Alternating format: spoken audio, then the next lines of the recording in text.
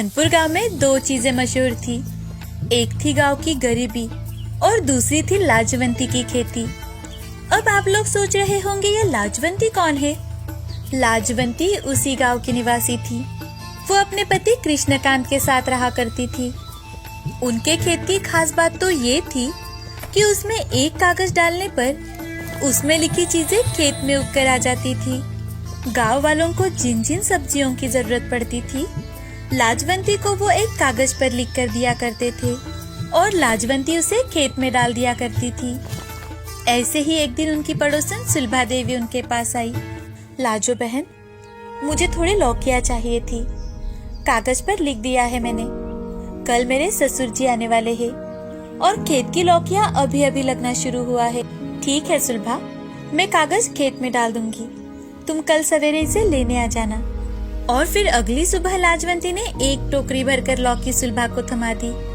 उसे धन्यवाद बोलते हुए सुलभा, धन्यवाद लाजो बहन, आज तुमने मेरी लाज रख ली। इसमें शुक्रिया की क्या बात है? पड़ोसी ही पड़ोसी के काम आते हैं। सुलभा ने उसे बदले में 2 सेब दे दिए। लाजवंती ने मुस्कुराते हुए उन्हें ले लिया और घर के अंदर चली गई। ये सब सरपंच की पत्नी नकुशा देख रही थी। उसने लाजवंती का पीछा किया और फिर जाके उसके घर में झांकने लगी। अंदर उसने देखा कि लाजवंती और उसका पति सुलभा ने दिए हुए सेब खा रहे थे और उनके घर में बहुत ही कम सामान रखा था। ये क्या? ये दोनों सुलभा ने दिए हुए सेब खा रहे हैं। इनका घर भी कितना खाली खाली है। इनके जादुई खेत थे। फिर भी नकुशा खुद में कुछ सोच रही थी। उसकी खासियत लोगों की जिंदगी में ना घुसानी ही थी। अब उसका नया शिकार था लाजवंती और उसका जादुई खेत। वो बहुत उत्सुक हो गई थी ये जानने के लिए कि लाजवंती पूरे गांव की मदद करने में सक्षम है, लेकिन फिर भी खुद अमीर क्यों नहीं हुई। नकुशा ने सोचा कि आज बाजार जाते समय वो बातों बातों में लाजवंती से ये पूछ ही लेगी। सारी बातें निकलवा कर ही रहेगी। उस दिन बाजार में लाजवंती से मिलकर नकुशा, लाजवंती, मैंने सुना है कि तुम गांव के सभी लोगों की मदद करती हो, पर तुम्हारे घर में ना के बराबर चीजें हैं। ऐसा क्यों? हाँ नकुशा बाई, मेरा खेत कुछ अलग तरह से काम करता है। उसमें से सिर्फ वही चीजें निकलती है जो दूसरों के हित में हो और ना कि उसके हित में जिनका वो खेत है। इसीलिए मैं सिर्फ दूसरों की मदद करने में ही सक्षम हूँ, खुद की नहीं। नकुशा को ये सारी बातें सुन के आश्चर्य हुआ और उसने सोचा कि शायद लाजवंती झूठ बोल रही हो। उसकी दिलचस्पी और ज्यादा बढ़ रही थी। और हो भी क्यों ना, सरपंच की बीवी होने के नाते उसे सारी अनोखी चीजें उनके पास रखने की चाह थी। उसने तय किया कि वो जादुई खेतों को भी हासिल कर लेगी। उसने इस विषय में अपने पति सरपंच जी से बातें की और सरपंच जी ने भी हाँ कह दिया। और फिर अगले ही दिन नकुशा लाजवंती के घर पहुंच गई और उससे, लाजवंती, मैंने सुना है कि कृष्णकांत बहुत बीमार रहता है इन दिनों।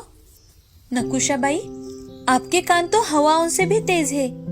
इन्हें कल ही सांस लेने में बहुत ज्यादा दिक्कत हो रही थी, पर आप हमारी इसमें क्या मदद कर सकती हैं? ये बोलो कि मैं तुम्हारी क्या मदद नहीं कर सकती। सालों से तुम्हें खेतों में कमर तोड़ मेहनत करते देख रही हूँ। मुझसे और नहीं देखा जाता और मैंने तो तय कर लिया है कि मैं कृष्णकांत का अच्छे से इलाज करवाने में मदद करूंगी। नकुशा बाई, मुझसे ज्यादा पैसों की जरूरत गांव वालों को है। बेहतर यही होगा कि आप सरपंच जी से कहकर गांव में रोजगार और कम ब्याज पर कर्ज लेने की सुविधा बढ़ाए। नकुशा का गुस्सा बढ़ता ही जा रहा था। वो चाहती थी कि लाजवंती चुपचाप उसे खेत दे दे, पर लाजवंती को जैसे ये गवारा नहीं था। लेकिन नियति को कुछ और ही मंजूर था। उस रात लाजवंती के घर एक अनहोनी ने दस्तक दी और कृष्णकांत की तबीयत बहुत ज्यादा खराब हो गई। लाजवंती गांव वालों की मदद से उसे अस्पताल लेकर गई। वहां जाकर उसे पता चला कि कृष्णकांत को निमोनिया हुआ है और उसका इलाज शुरू करना बहुत जरूरी था। लेकिन लाजवंती के पास पैसे नहीं थे। वो बहुत सोच रही थी कि तभी उसके दिमाग में नकुशा की बात आ गई। उसने अंदर बिस्तर पर लाचार लेटे अपने पति को देखा और तय किया कि वो अपनी जमीन नकुशा के पास गिरवी रखेगी। उसी रात लाजवंती नकुशा से मिलने जाती है और वहां पर जाकर, नकुशा भाई, कृष्णकांत जी को निमोनिया हुआ है, उनके इलाज के लिए बहुत सारे पैसों की जरूरत है। आप गांव के करता धरता हो और इसी नाते मैं अपना खेत आपके पास गिरवी रखने आई हूँ। लाजवंती, तुम बिल्कुल चिंता मत करो, मैं तुम्हारे खेतों का बहुत अच्छे से ध्यान रखूंगी। नकुशा मुस्कुराई और उसने लाजवंती को इलाज के लिए पैसे दे दिए। अस्पताल जाकर लाजवंती ने वो पैसे जमा कर दिए और कृष्णकांत का इलाज शुरू हो गया। यहाँ नकुशा खुशी से पागल हुए जा रही थी। अब आएगा असली मजा, इस खेत की मदद से मैं अपना धन दुगना कर दूंगी। अगली सुबह उसने जाकर एक गरीब किसान को रोका और उसे एक पर्ची पकड़ाते हुए बोली, अगर तुम इस कागज पर 1 लाख रुपए लिख कर दोगे तो मैं इस साल का तुम्हारा पूरा का पूरा ब्याज माफ कर दूंगी।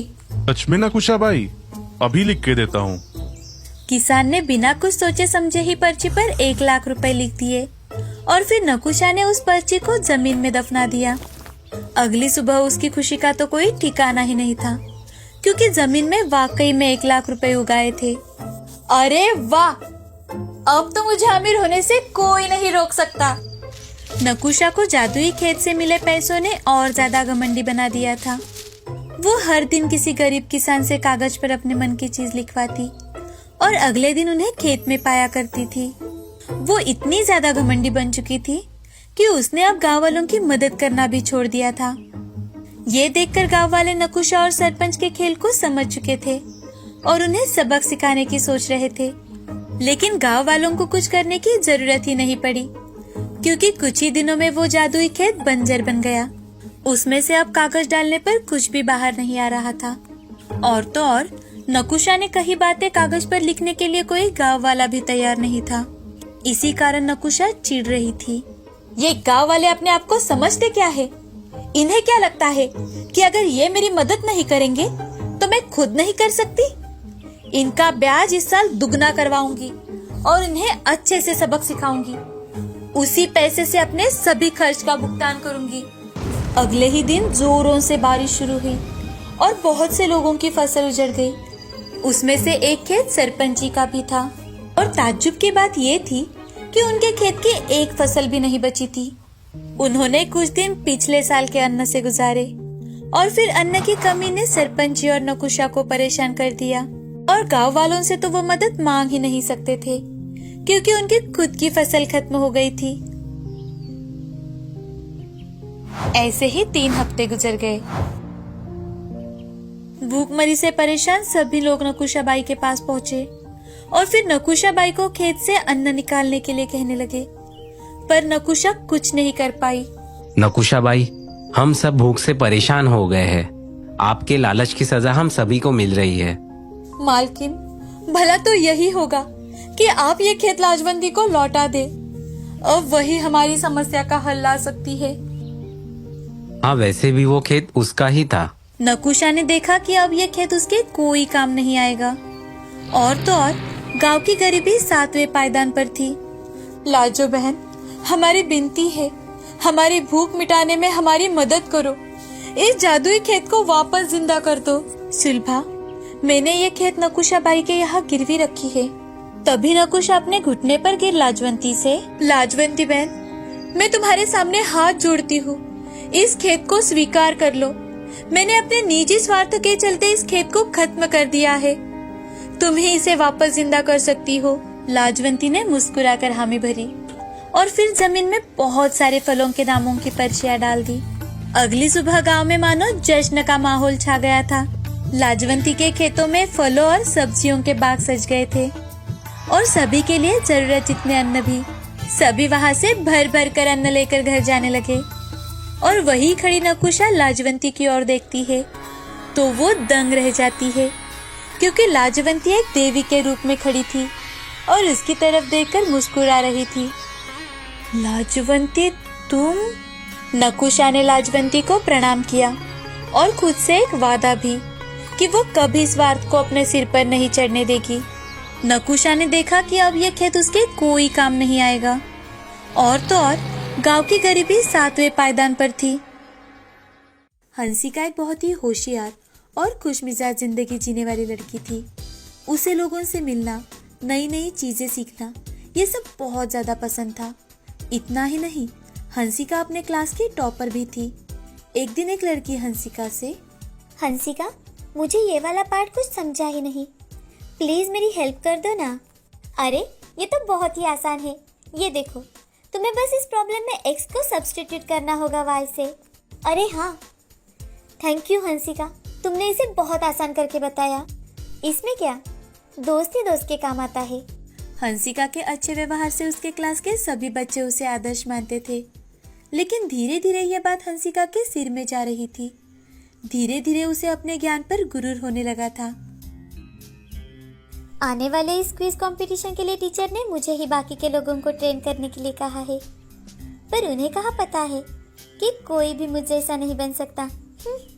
हंसिका खुद से बातें करके हंस रही थी, पर वो इस बात से बिल्कुल ही अनजान थी कि उसके क्लासमेट बंटी ने उसकी सारी बातें सुन ली थी और उसे हंसिका की ये सोच बिल्कुल अच्छी नहीं लगी। अगले दिन हंसिका सभी चुने गए स्टूडेंट्स को रूल समझा रही थी। देखो सब लोग, किताब में दिए गए सारे क्वेश्चंस को हमें समझना होगा और उसके आंसर को अच्छे से याद करना होगा। मेरे हिसाब से इतना तो कर ही सकते हो तुम सभी। हंसिका, तुम कहना क्या चाहती हो? जो मैंने कहा। और हाँ, तुम तो वैसे भी सब कुछ डर के मारे भूल जाती हो। हंसिका, अगर तुम्हें हम सबसे ज्यादा आता है तो तुम अकेले ही क्यों नहीं हिस्सा लेती इस कंपटीशन में? अरे बंटी, अगर मेरा बस चलता ना तो मैं वही करती। वैसे भी मैं बहुत थक चुकी हूँ तुम सबको ये छोटी छोटी बातें समझाते हुए। ऐसा कि हंसिका वहां से चली जाती है, पर उसे ये बात बिल्कुल भी पता नहीं थी कि उसके दुर्व्यवहार से सारे बच्चे तंग आ चुके हैं। अब कुछ ही दिनों में क्विज कंपटीशन था और इसीलिए हंसिका पूरे जोश के साथ अपने टीम को ट्रेन कर रही थी। कंपटीशन के दिन कुछ ऐसा हुआ जिसने हंसिका को पूरी तरह से सरप्राइज कर दिया। कंपटीशन में सभी सवाल बुक के बाहर से आए थे। ये सब देखकर हंसिका खुद से, अरे ये क्या, यहाँ तो सारे सवाल आउट ऑफ सिलेबस है। हंसिका खड़ी खड़ी ठंडी पड़ गई थी। लेकिन उसके टीम के बच्चों ने सभी सवालों के जवाब बखूबी से दिए थे, लेकिन वो सिर्फ एक पॉइंट से हार गए थे, क्योंकि जवाब देने की बारी हंसिका की थी और उसे साइंस से जुड़ा हुआ प्रश्न आया था और हंसिका साइंस में दिलचस्पी नहीं रखती थी। क्विज के बाद हंसिका कोने में बैठ जाती है। तभी बंटी उसके पास आकर, क्या हुआ, मजाक उड़ाने आए हो? तो उड़ा लो, कर लो अपने मन की। मजाक? मजाक तो तुमने उड़ाया था हंसिका, हम सभी का। इस हार से मायूस होने की बजाय इससे ये सीखो कि किसी भी इंसान में अगर कोई खामी है तो उसमें कोई अच्छाई भी है। हंसिका किसी गुनहगार के भांति बंटी की बातें सुन रही थी। तुम हिस्ट्री, इंग्लिश, मैथ और सोशल साइंस इन सारे सब्जेक्ट्स में अच्छी हो, तो बाकी लोग साइंस, साइकोलॉजी और कलाकारी कामों में अच्छे हैं। हम जीते तो नहीं, पर हाँ, हारे भी नहीं। असली नॉलेज वो होता है हंसिका, जिसका हमें घमंड न हो और हमें उसे दूसरों के साथ बांटना चाहिए, समझी? मैं समझ गई बंटी, मुझे माफ कर दो। तुम अगर सही में माफी मांगना चाहती हो तो तुम बाकी लोगों को एक सही दिशा में गाइड करो, एक लीडर की तरह। जरूर बंटी, और थैंक यू सो मच मुझे अपना आईना दिखाने के लिए। और फिर उस दिन से हंसिका ने ठान लिया कि वो कभी किसी की कमियों का मजाक नहीं बनाएगी, बल्कि उन्हें उनके गुणों और खूबियों को निखारने में मदद करेगी। हमें कभी भी घमंड को बढ़ावा नहीं देना चाहिए और ना ही कभी किसी को कम आंकना चाहिए। हमसे दूसरों की जितनी मदद हो सके उतनी हमेशा ही हमें करनी चाहिए।